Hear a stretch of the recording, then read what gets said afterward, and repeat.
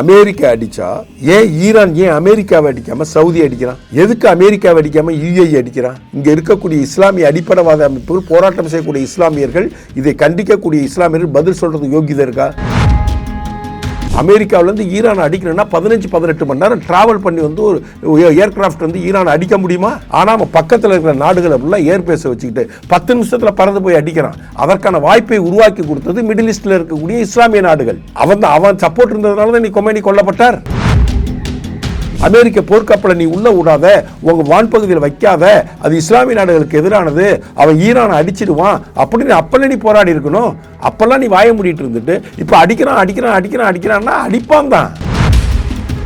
பாகிஸ்தானுடைய விமான தளத்தை அமெரிக்கா பயன்படுத்துறாங்க ஈரானுக்குள்ள பூந்து அடிக்கிறதுக்கு. நியர்பையா இருக்கிறத பாகிஸ்தானுடைய விமான தளம், அதுக்குள்ள பூந்து அடிக்கிறாங்க. இஸ்ரேலுடைய அமைதியின்மைக்கு காரணமும் இஸ்ரேலில் நடக்கக்கூடிய தீவிரவாத செயல்கள் அத்தனைக்கும் ஈரான் தான் ஃபண்டு பண்ணுதுன்னு ஆதாரப்பூர்வமாக இஸ்ரேல் செய்தியை வெளியிடுறாங்க. அதனால அமெரிக்காவோட சேர்ந்து இஸ்ரேலும் சேர்ந்து அடிக்கிறாங்க. ஒரு அரசாங்கமும் அக்ரிமெண்ட் போடலாம். ஒரு நாட்டோட ஆளுங்கட்சியும் இன்னொரு நாட்டோட ஆளுங்கட்சியும் சேர்ந்து அக்ரிமெண்ட் போட்ட வரலாறு எங்கேயாச்சும் கவனிச்சிருக்கீங்களா? அந்த அக்ரிமெண்ட்டை காங்கிரஸில் இருக்கிற யாருக்காச்சும் தெரியுமா? சோனியா காந்தி கிட்ட ஒரே ஒரு கேள்வி, நீங்கள் இந்திய தேசிய காங்கிரஸ் கட்சி சீன கம்யூனிஸ்ட் கட்சியுடன் செய்து கொண்ட ஒப்பந்தத்தை முதல்ல வெளியிடுங்க, அப்புறமா வெளியுறவு கொள்கை சம்பந்தமா நீங்க உங்க கருத்தை சொல்லுங்க.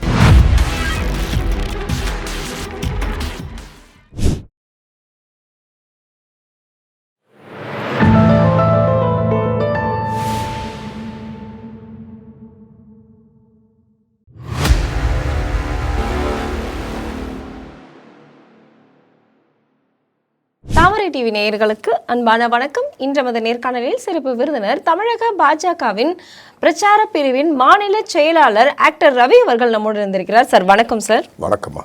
ஈரான்ல எந்த மாதிரியான ஒரு நிலைமை இருக்குன்னு கண்டிப்பா உங்களுக்கு தெரிஞ்சிருக்கும். இதுல மோடி அரசு கண்டிக்காததால் தார்மீக பொறுப்பில் இருந்து விலகி இருக்கிறது அப்படின்னு சோனியா காந்தி அவர்கள் மோடி அரசுக்கு ஒரு கண்டனத்தை தெரிவிச்சிருக்கிறாங்க. இதை நீங்க எப்படி பாக்குறீங்க? இந்திய அரசாங்கம் என்ன பண்ண முடியும்? இந்திய அரசாங்கம் போய் போர் நிப்பாட்ட முடியுமா? முடியாது. மன்மோகன் சிங் இருந்தப்ப நடந்த போருக்கெல்லாம் போய் மன்மோகன் சிங் நின்று போரை நிப்பாட்டினாரா? இந்திரா காந்தி காலத்தில் நடந்த உலக நாடுகளுக்குள்ளே நடந்த போருக்கெல்லாம் போய் இந்திரா காந்தி போய் போரை நிப்பாட்டினாங்களா? இல்லை.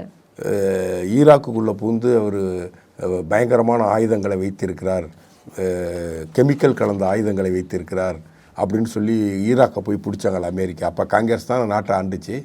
அவங்க போய் ஏதாச்சும் அந்த போரை நிப்பாட்டினாங்களா? இதுக்கு என்ன தார்மீக பொறுப்பு இருக்கணும்? இது நடக்கிற சண்டை எண்ணெய்க்கான சண்டை, ஆயிலுக்கான சண்டை.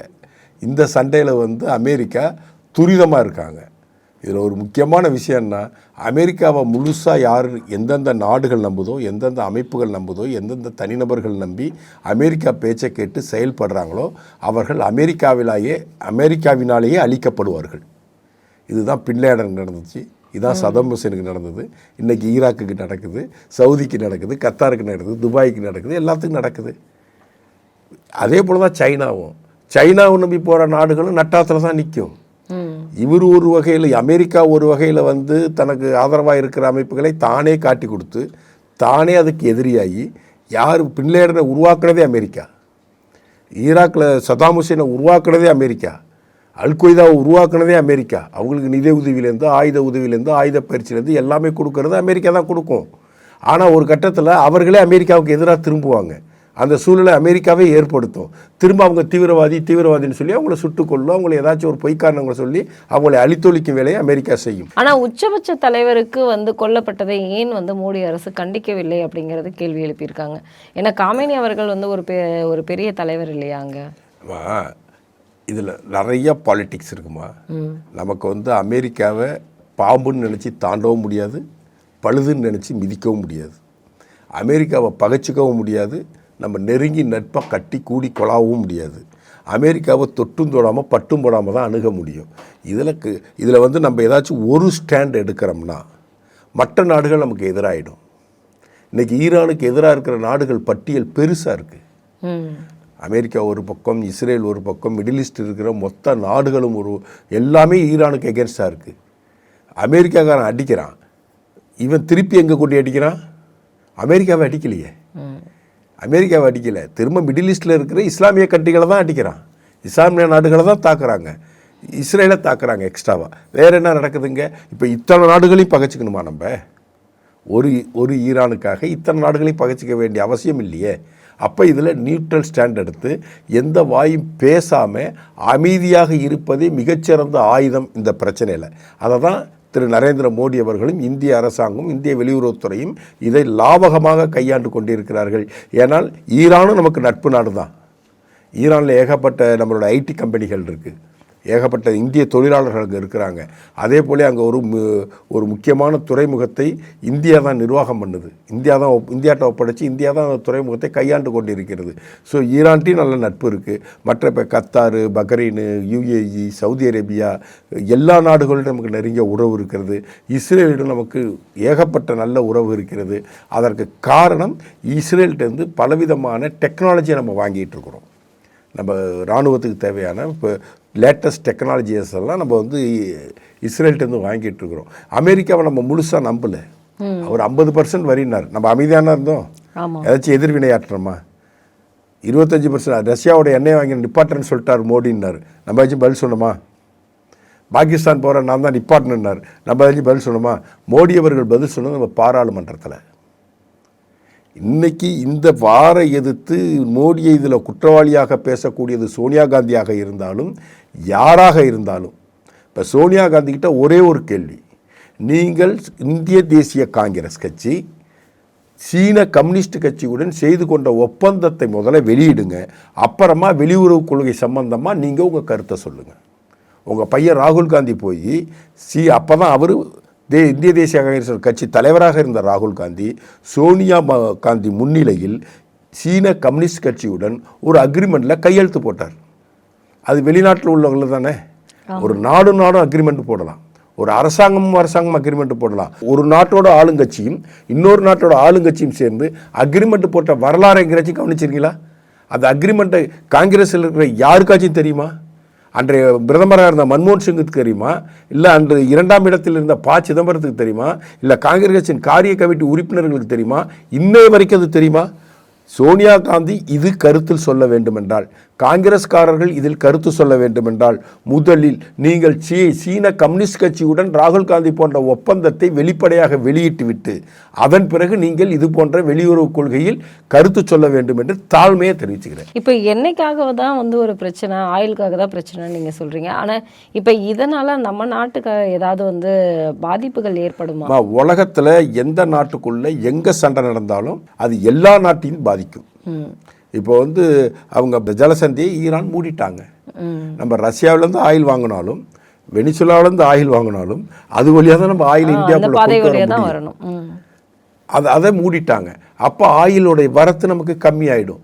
ஆனால் இந்திய அரசாங்கம் சொல்லுது, நீங்கள் யாரும் கவலைப்படாதீங்க, அதற்கான ரிசர்வ் நம்மள்கிட்ட இருக்குது, தேவையான மூலப்பொருட்கள் நம்ம கையில் கச்சா எண்ணெய் இருக்குது, கவலைப்பட வேண்டாம் நமக்கு அறிவுறுத்துறாங்க. இது காங்கிரஸ் அரசாங்கம் இல்லாமா? அன்னன்னைக்கு தேவைக்கு அன்னன்னைக்கு இறக்குமதி பண்ணி அன்னன்னைக்கு ரீஃபைன் பண்ணி அன்னன்னைக்கு கொடுக்குற அரசாங்கம் இப்போ நடக்கலை. 10-11 வருஷமாக இது ரிசர்வ் பண்ணி வச்சுருக்காங்க கச்சா எண்ணெய்.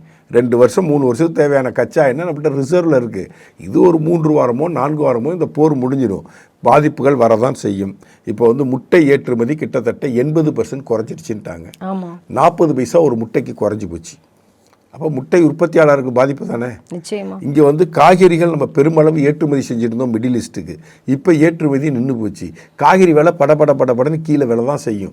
அப்போ அந்த ஏற்றுமதிக்காக பயிரிடப்பட்ட விவசாயிகளும் அதை ஏற்றுமதி செய்யக்கூடிய ஏற்றுமதியாளர்களும் இதனால் பாதிப்படைய தான் செய்வார்கள்.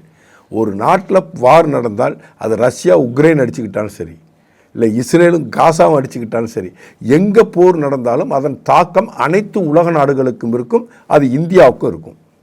அதான் நிதர்சனமான உண்மை. ஆனால் இப்போது ஈரானில் இப்போ காமெனி இருந்ததற்கு ஒரு தரப்பு இஸ்லாமியர்கள் அதை சந்தோஷமாக கொண்டாடுறாங்க, இன்னொரு தரப்பு இஸ்லாமியர்கள் அதை பெருமளவு கண்டிக்கிறாங்க. ஆனால் நம்மளுடைய தமிழகத்தில் இந்தியாவில் அதற்கான போராட்டங்களும் அதற்கான முற்றுகைகளும் ஆர்ப்பாட்டங்களும் நடந்துட்டுருக்குது. இது என்ன மாதிரியான, ஏன்னா அந்த தலைவர் நல்லவரா கெட்டவரா அப்படிங்கிற ஒரு கேள்வியும், ஏன்னா இன்னைக்கு அவருடைய மனைவியும் இறந்திருக்கிறார். இப்போ அதில் ஒரு கேள்வியே எழுது, அவர் எந்த மாதிரியான ஒரு ஆட்சியாளர் அப்படிங்கிற மாதிரி. அவர் பெண்களுக்கு எதிராக பல்வேறு கெடுபிடிகளை அங்கே நிகழ்த்தினார். அதனால் ஈரானில் பலவிதமான போராட்டங்கள் நடந்தது. ஹிஜாப் போட மாட்டோம், ஹிஜாப் போடுவது கட்டாயப்படுத்தினார்.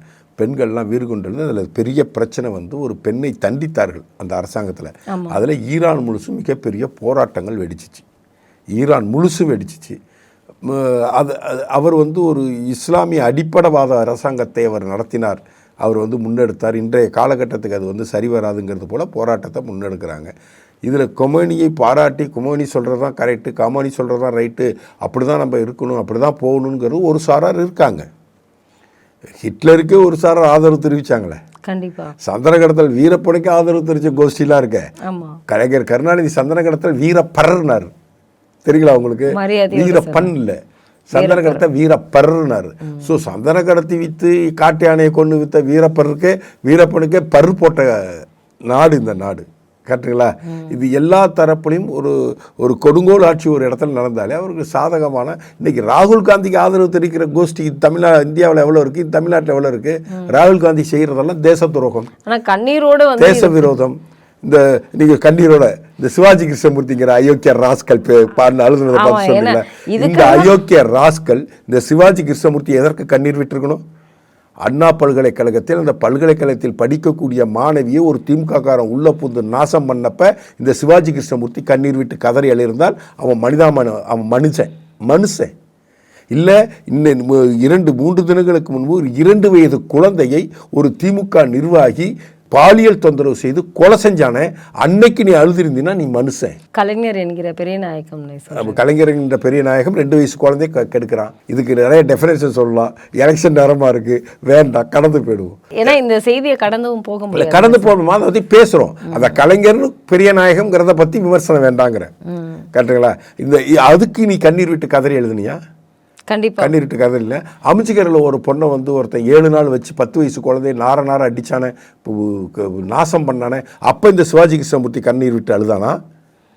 எதற்கு இவன் கண்ணீர் விட்டு அழுகிறான்? அஜித்குமார் என்ற இளைஞனை போலீஸ்காரனை அடித்து பொய் வழக்கில் அடிச்சே கொண்டானோல, அதற்கு இந்த சிவாஜி கிருஷ்ணமூர்த்தி கண்ணீர் விட்டு அழுதானா? ஏர்ஷோ நடந்து 5 பேர் செத்து போயிட்டானே உங்களுடைய பாதுகாப்பின்மையால், காவல்துறையின் மெத்தனத்தால். ஏர்ஷோ நடத்தி சென்னையில் திராவிட முன்னேற்ற கழக அரசின் காவல்துறையின் மெத்தனத்தால் ஒரு 5 பேர் செத்தே போயிட்டாங்களே, அதற்கு கண்ணீர் விட்டு அழுதான அந்த அயோக்கியன் சிவாஜி கிருஷ்ணமூர்த்தி. இல்லை, நீ பேசினிய பெண்களை பற்றி அசிங்கமாக மேடையில், அதற்கு வருத்தம் தெரிவித்து என்னைக்காச்சும் நீ கண்ணீர் விட்டு கதறி எழுதிருக்கியா? இங்கே கோமேனியை கொல்லப்பட்டார்கள்னு ஈராக்குக்கும் இஸ்ரேலுக்கும் அமெரிக்காவுக்கும் எதிராக போராடக்கூடிய இந்த இஸ்லாமிய அடிப்படைவாதிகளுக்கு என்னோட ஒரே ஒரு கேள்விமா, அமெரிக்கா அடித்தா ஏன் ஈரான் ஏன் அமெரிக்காவை அடிக்காமல் சவுதி அடிக்கிறான்? எதுக்கு அமெரிக்காவை அடிக்காமல் யுஏஇ அடிக்கிறான்? எதுக்கு அமெரிக்காவை அடிக்காமல் அபுதாபி அடிக்கிறான்? ஏன் கத்தார் அடிக்கிறான்? ஏன் பஹ்ரைன் அடிக்கிறான்? இதற்கு இங்கே இருக்கக்கூடிய இஸ்லாமிய அடிப்படைவாத அமைப்புகள், போராட்டம் செய்யக்கூடிய இஸ்லாமியர்கள், இதை கண்டிக்கக்கூடிய இஸ்லாமியர்கள் பதில் சொல்கிறது யோகிதை இருக்கா? அங்கே எல்லாமே அமெரிக்காவினுடைய இராணுவ தளங்கள் இருக்குது. அந்த இராணுவ தளங்கள் இன்னைக்கு நாளைக்கு போர் ஆரம்பிக்க போகிறோன்னு இன்னைக்கு உருவானதல்ல. கடந்த 10-15 ஆண்டுகளாக அங்கு இராணுவ தளங்களை திட்டமிட்டு அமெரிக்கா உருவாக்கி கொண்டே வருகிறது. இந்த இஸ்லாமிய நாடுகளை பொறுத்தவரை, மிடில் ஈஸ்ட்டை பொறுத்த வரைக்கும் நமக்கு எண்ணெய் கிடைக்குது, எண்ணெயிலேருந்து அதிக அளவு பணம் வருது, நம்ம சுகபோகமாக நம்ம இருப்போம். அப்படி என்பதை தாண்டி இவர்களுக்கு ஒரு வளமான ஸ்ட்ராங்கான ஒரு கட்டமைப்பு கொண்ட இராணுவத்தை உருவாக்க வேண்டும் என்றோ, இராணுவ வீரர்களை உருவாக்க வேண்டும் என்றோ எந்த ஐடியாவுமே கிடையாது. சும்மா அது ஒரு வேலையாட்டம். உள்ளூர்காரனை ஒரு 10,000 பேர் எடுத்து இராணுவத்தில் வச்சுருக்காங்க. அவங்களுக்கு துப்பாக்கி இயக்க தெரியாது, மிஷின்கன் இயக்க தெரியாது, எதுவுமே தெரியாது. போதுமான இராணுவ பயிற்சியும் கிடையாது. எங்கள்கிட்டையும் 10,000 பேர் இருக்கான், 1,00,000 பேர் இருக்கான்னு சொல்லிக்கிறதுக்கோ ஒரு இராணுவத்தை அந்த நாடுகள் வச்சுருக்குனேன். முற்றும் முழுசுமாக அமெரிக்காவை நம்பி தனது பாதுகாப்பை வழங்கிட்டாங்க. அமெரிக்கா எங்களை பாதுகாக்கணும். முந்தா நாள் சவுதி அரேபியாவினுடைய அமைச்சர் என்ன சொல்கிறாரு? நாங்கள் அமெரிக்காவை நம்பி இருந்தோம், அமெரிக்கா எங்களை கைவிட்டுடுச்சு, எங்கள் நாட்டை புந்து அடிக்கிறாங்க, எங்கள் எண்ணெய் கிணறில் குண்டை போடுறாங்க அப்படின்னு சொல்கிறாங்க. அப்போ அமெரிக்காவை நாங்கள் நம்பி இருந்தோம்னா அமெரிக்காவுக்கு நீ இராணுவ தளத்தை கொடுத்த. இஸ்ரேல் இவனுக்கு யுஏஇக்காரனுக்கு கொடுத்தான், அபுதாபிக்காரன் கொடுத்தான், பஹ்ரைன் கொடுத்தான். எல்லா இஸ்லாமிய நாடுகளும் அங்கே இருக்கிற மிடில் ஈஸ்டில் அத்தனை இஸ்லாமிய நாடுகளும் அமெரிக்காவினுடைய ஒட்டுமொத்த கட்டுப்பாட்டில் இயங்கிக் கொண்டிருக்கின்றன. ஈரான் இஸ்லாமிய நாடு தான், இதெல்லாம் இஸ்லாமிய நாடு இல்லையா? முதல்ல நீ கண்டித்து போராட வேண்டியது UAE தூதரகத்துக்கு முன்னாடி நீ போராடிட்டு ஒரு 10 வருஷத்துக்கு முன்னாடி.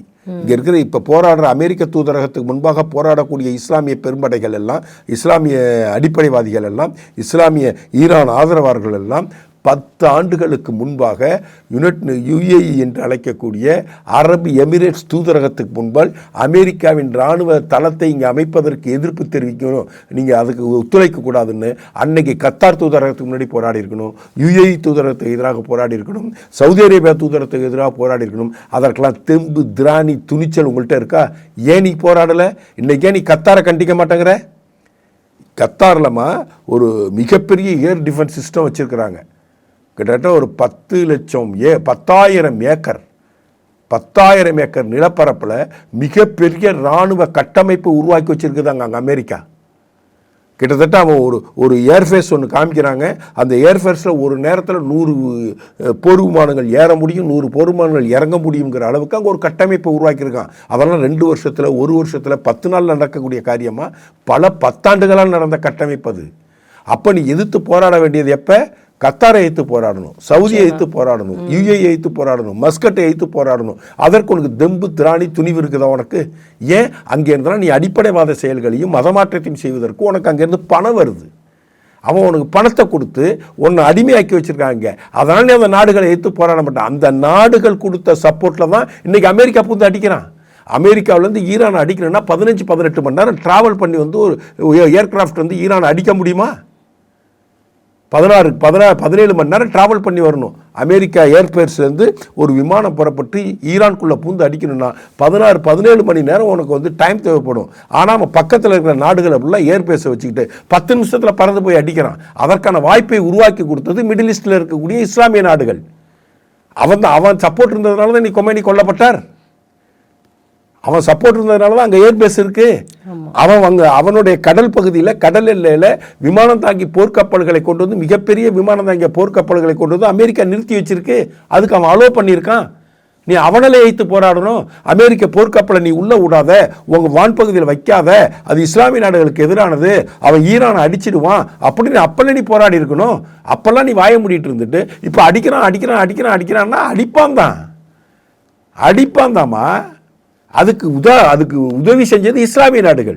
இன்னைக்கு உலகத்தில், இன்னைக்கு பாகிஸ்தானில் ஈரான்காரன் சவுதி அடித்தாமா, ஈரான்காரன் UAE அடித்தான், ஈரான் கத்தார் அடித்தான். அங்கெல்லாம் செத்து போனது மொத்தமே ஒரு 30 பேர் கூட கிடையாது. ஒரு 6-7 நாடை, மிடில் ஈஸ்டில் இருக்கிற நாட்டை அடிச்சுக்கிட்டு இருக்கிறான். மொத்தமாக செத்தா 6-7 நாட்டோடைய செத்து போனவங்களை மொத்தமாக செத்தா ஒரு 30 பேர் இருப்பான். பாகிஸ்தானில் மட்டும் 32 பேர் செத்துருக்கான். அங்கே ஈரான் அடிக்கவே இல்லை. ஏன் அங்கே 32 பேர் சாப்பிட்றான்? அமெரிக்க இராணுவம் போய் அடித்து கொண்டு இருக்கு. ஏன்? அவன் எம்பசியை நீ முற்றுகையிட்டு கல்லெடுத்து விட்டுச்சுன்னா அவன் இராணுவக்காரன் வந்து சுட்டு கொண்டுட்டான். இன்னைக்கு உலகத்தில் இருக்கக்கூடிய எந்த இஸ்லாமிய நாடாவது அங்கு வாழக்கூடிய இஸ்லாமியர்களுக்கு நிம்மதியாக நல்ல விதமாக வாழக்கூடிய சூழல் இருக்கு. போருக்கு இப்போ அடித்தளமே அமெரிக்கா தான். அமெரிக்கா சொல்கிறாங்க, நீங்கள் வந்து அணுசக்தி ஒப்பந்தத்தில் கையெழுத்து போடலை, அணு ஆயுதத்தை அவங்க உற்பத்தி பண்ணுறாங்க, அவங்க அணு ஆயுதத்தை உற்பத்தி பண்ணி ஹமாஸ் போன்ற தீவிரவாத அமைப்புகளுக்கு கொடுத்துட்டா இந்த உலகம் வந்து நிம்மதி இல்லாமல் போயிடும். தீவிரவாதிகள் கையில் ஒரு அணு ஆயுதம் கிடைத்து விட்டால் அந்த அணு ஆயுதம் உலகத்தை நாசப்படுத்திடும். அதனால் அவங்க அணு ஆயுதம் தயாரிக்கக்கூடாதுன்னு அவங்க ஒப்பந்தத்தில் கையெழுத்து போட சொன்னோம். இவங்க கையெழுத்து போடலை, அதனால் நாங்கள் அடிக்கிறோம் அப்படின்னு அவங்க காரணம் சொல்கிறாங்க. அதில் உண்மை இருக்க தானே செய்யுது. ஹமாஸுக்கு ஃபண்ட் பண்ணுறது யார்? ஈரான். காசா போர் நடக்கிறதுக்கு தீவிரவாதிகளுக்கு உதவி பண்ணுறது யார்? ஈரான். ஹவுதி என்கின்ற ஒரு தீவிரவாத அமைப்புக்கு ஃபண்ட் பண்ணுறது யார்? ஈரான். அப்போ அவங்க சொல்கிற நியாயம் இருக்கா இல்லையா? அந்த தீவிரவாதிகள் கையில் அணுகுண்டை தயாரித்து கையில் கொடுத்தான். 2 அணுகுண்டை எடுத்து இஸ்ரேல் மேலே போடுவான், 2 அணுகுண்டை எடுத்து அமெரிக்கா மேலே போடுவான், 2 அணுகுண்டை எடுத்து இந்தியா மேலே போடுவான். ஏன்னா ஹமாஸு இந்த தீவிரவாத இயக்கங்கள் எல்லாம் பாகிஸ்தான் தீவிரவாதிகளோட டைஅப்பில் இருக்கான். பாகிஸ்தான் தீவிரவாதி கையில் 2 அணுகுண்டை கொடுத்துருக்கோன்னா அவன் இந்தியா மேலே போடுவான். அது உலகத்துக்கு அச்சுறுத்தலாம் இல்லையா? அப்ப ஈரான் உள்துறை அமைச்சகம் இந்தியா பாதுகாப்பாக இருக்கணும் அப்படின்னு சார், இந்தியா பாதுகாப்பாக தான் இருக்கு. ஏனென்றால் ஒரு யோகியின் கையில் இந்தியா இருக்கிறது, ஒரு அவதாத புருஷன் கையில் இந்தியா இருக்கிறது. இந்தியா பாதுகாப்பாக தான் இருக்கும். நான் சொல்றது உதாரணத்துக்கு சொல்றேன். தீவிரவாதிகள் ஹமாஸ்காரன்ட்டியோ இல்லை ஹவுதிக்காரன்ட்டியோ தீவிரவாத செயலில் ஈடுபடக்கூடியவன்ட்ட ஈரான் அணுகுண்டு தயாரித்து கொடுத்துட்டா இந்த உலகம் அமைதியாக இருக்குமா? அமைதியாக இருக்காது. நீ தயாரிக்காதடான்னு சொல்லுது. நான் தயாரிப்பவனும் தயாரிக்கிறான், அவனால் அடிக்கிறதா அமெரிக்கா சொல்லுது. ஈரான் இஸ்ரேலுடைய அமைதியின்மைக்கு காரணமும் இஸ்ரேலில் நடக்கக்கூடிய தீவிரவாத செயல்கள் அத்தனைக்கும் ஈரான் தான் ஃபண்டு பண்ணுதுன்னு ஆதாரப்பூர்வமாக இஸ்ரேல் செய்தியை வெளியிடுறாங்க. அதனால் அமெரிக்காவோடு சேர்ந்து இஸ்ரேலும் சேர்ந்து அடிக்கிறாங்க. நீ தீவிரவாதிக்கு சப்போர்ட் பண்ணாதடா, ஹமாஸுக்கு பணம் கொடுக்காத, நீ ஹைதி தீவிரவாதிகளுக்கு பணம் கொடுக்காத, அவங்க எப்படியா இருந்தாலும் இஸ்லாமியர்கள்ன்ற பெயரை சொல்லி அவங்க தீவிரவாதத்தில் ஈடுபடுறாங்க, இன்னொரு நாட்டு மேலே குண்டு போடுறாங்க, அவங்க அநியாயம் பண்ணுறாங்க, அவங்களுக்கு நீ ஃபண்டு கொடுக்காதன்னு என்னைக்காச்சும் இங்கே உள்ள இஸ்லாமியர் அமைப்புகள் ஈரானுக்கு கோரிக்கை வைத்திருக்கிறதா? இல்லை, வச்சதே இல்லை. அவங்க அடிக்கிறாங்க, இவன் அடி வாங்க தயாராக இருக்கான், இவன் அடித்து திருப்பி அடிக்கிறான். இஸ்ரேல் மேலே குண்டு போட்டுட்டு தானே இருக்கான், அமெரிக்கா மேலே குண்டு போட முடியல. இன்றைக்கி சைனா ஈரானுக்கு சப்போர்ட் பண்ணுறாங்க, ரஷ்யா ஈரானுக்கு சப்போர்ட் பண்ணுறாங்க. ஈரான் நம்ம நட்பு நாடு, ரஷ்யா நம்ம நட்பு நாடு, இஸ்ரேல் நம்ம நட்பு நாடு. இஸ்ரேலுக்கு ரஷ்யாவுக்கும் ஒத்துக்காது, கரெக்டாக இஸ்ரேலுக்கும் ரஷ்யாவுக்கும் ஒத்துக்காது. ரஷ்யாவும் நம்ம நட்பு நாடு, இஸ்ரேலும் நம்ம நட்பு நாடு, சவுதியும் நம்ம நட்பு நாடு, யுஏயும் நம்ம நட்பு நாடு. யுஏஇக்கு போய் பாரத பிரதமர் பேசி அங்கே ஒரு ஹிந்து கோயிலே நிர்மாணிச்சிருக்காரு ஒரு இஸ்லாமிய நாட்டில். அப்படிப்பட்ட நட்பு யுஏஇக்கு நமக்கு இருக்குது. நம்ம இதில் யாரை கண்டித்து யாரை எதிர்த்து எப்படி நம்ம உலக அரசியல் பண்ண முடியும்? அமைதி காப்பது தான் மிகச்சிறந்த ஆயுதம். அமைதி தான் நிச்சயம். இந்த மாதிரி இன்னைக்கு அமெரிக்காவுடைய விமானப்பட தளத்தை பாகிஸ்தானுடைய விமான தளத்தை அமெரிக்கா பயன்படுத்துகிறாங்க. ஈரானுக்குள்ளே பூந்து அடிக்கிறதுக்கு நியர்பையாக இருக்கிறத பாகிஸ்தானுடைய விமானத்தளம், அதுக்குள்ளே பூந்து அடிக்கிறாங்க. ஆப்கானிஸ்தானில் வாழ்கிறவங்களாம் யார்? இஸ்லாமியர் இல்லையா? வேணும்னே 3 நாளைக்கு முன்னாடி போய் அங்கே போய் குண்டை போட்டு வந்திருக்கான் பாகிஸ்தான்காரன். எங்கேயாவது உலக நாட்டில், நான் திரும்பவும் தான் சொல்ல, எங்கேயாவது உலக நாட்டில் இஸ்லாமியர்கள் வாழக்கூடிய இஸ்லாமிய தேசங்களில் இஸ்லாமியர்கள் பாதுகாப்பாகவும் நிம்மதியாகவும் சந்தோஷமாகவும் உழைத்து சாப்பிட்டு சந்தோஷமாக இருக்காங்களா?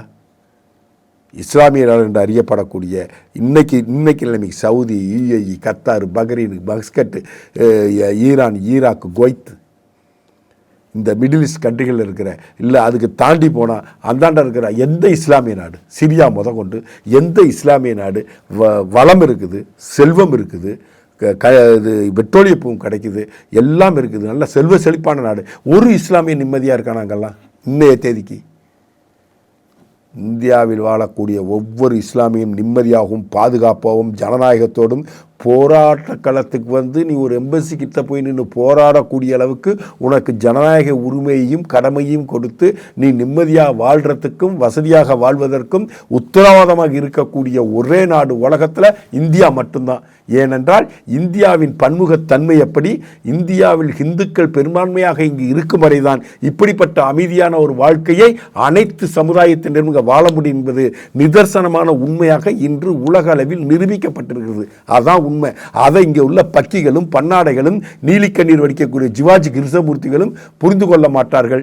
இஸ்லாமிய பொதுமக்களும் கிறிஸ்துவ பொதுமக்களும் மற்றும் உள்ள இந்தியர்கள் அனைவரும் இதை புரிந்து கொள்ள வேண்டும் என்று தாழ்மையுடன் கேட்டுக்கிறேன்.